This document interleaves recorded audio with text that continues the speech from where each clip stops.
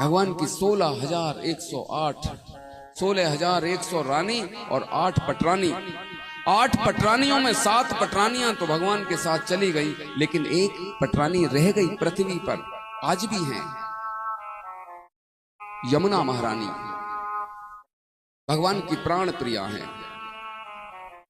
और बाकी बची 16,100 रानियां।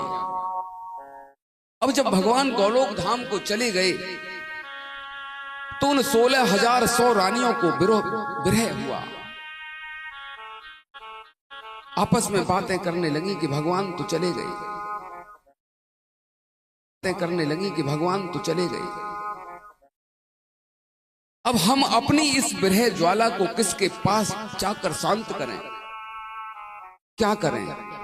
भगवान तो गए। तो किसी ने उन्हें बताया कि तुम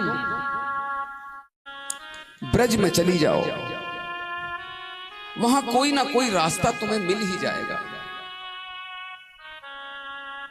वो 16,100 रानियां इस ब्रज में आईं तो उन्होंने देखा कि यमुना उछल उछल कर बह रही है, कल कल करती हुई निनाद कर रही है, बड़ी प्रसन्न है।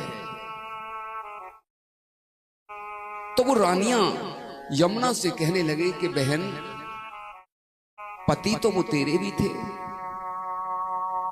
कांत तो तेरे भी थे, हम उनकी याद में कितनी क्रांत क्रांत हो रही हैं, और तू उछल रही है, कूद रही है, कल कल करके बह रही है, कितनी प्रसन्न है। आखिर तेरी प्रसन्नता का राज क्या है? तो यमुना महारानी कहने लगी कि बहन, तड़पी तो मैं भी बहुत थी, रोई तो मैं भी बहुत थी कि भगवान गए, लेकिन जब मैं इस ब्रज में आई तो मैंने राधा दास से भाव स्वीकार कर लिया, मैं राधा दासी बन गई।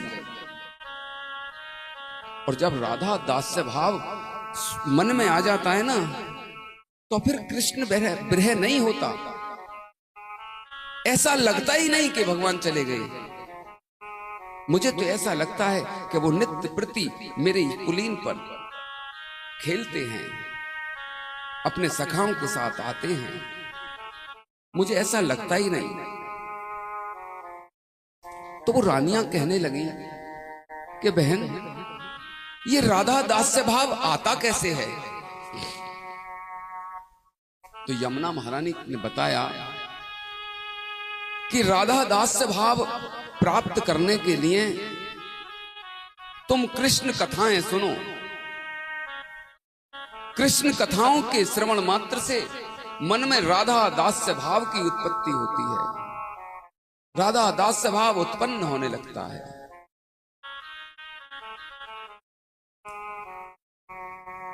तो वो रानियां कहने लगी कि ये हम कृष्ण कथाएं सुने किससे?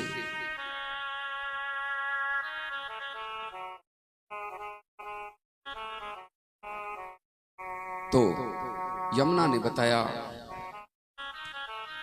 राधा कुंड, कृष्ण कुंड, गिरी गोवर्धन, माधुर माधुर मुरली बाजे, ऐसो वृंदावन। राधा कुंड निकटे कुसुम सरोवर, कि राधा कुंड के तुम गोवर्धन चली जाओगे, और वहां राधा कुंड के निकट कुसुम सरोवर है, और उस कुसुम सरोवर पर उद्धव जी निवास करते हैं। तुम उद्धव जी से कृष्ण कथाएं सुनो, तो तुम्हें राधा दास्य भाव की प्राप्ति होगी। तब वो 16,100 रानियां यहां आईं तो आप परिक्रमा करते हो, तो इतने बीच में जहां एक ऊधव कुंड है और इतने बीच के गिरिराज जी हैं नहीं, दिखाई नहीं देते।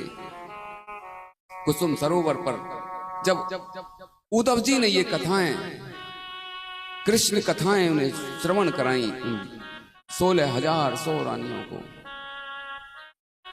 तब कृष्ण की लीलाओं को सुनकर वो पिघलने लगी।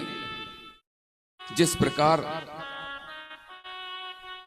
कथा सुनने से जगन्नाथ जी के हाथ पैर पिघल गए, प्रेम में पानी हो गए, इसी तरह वो पिघलने लगे, गिरिराज जी पिघलने लगे और उद्धव जी के नेत्रों से इतने आंसू बहे, इस गोवर्धन में उद्धव कुंड बन गया। परिक्रमा करते में पता करना आप, राधा कुंड से पहले उद्धव कुंड पड़ता है, जिस जगह पर उन गोपियों ने वो कथा सुनी थी।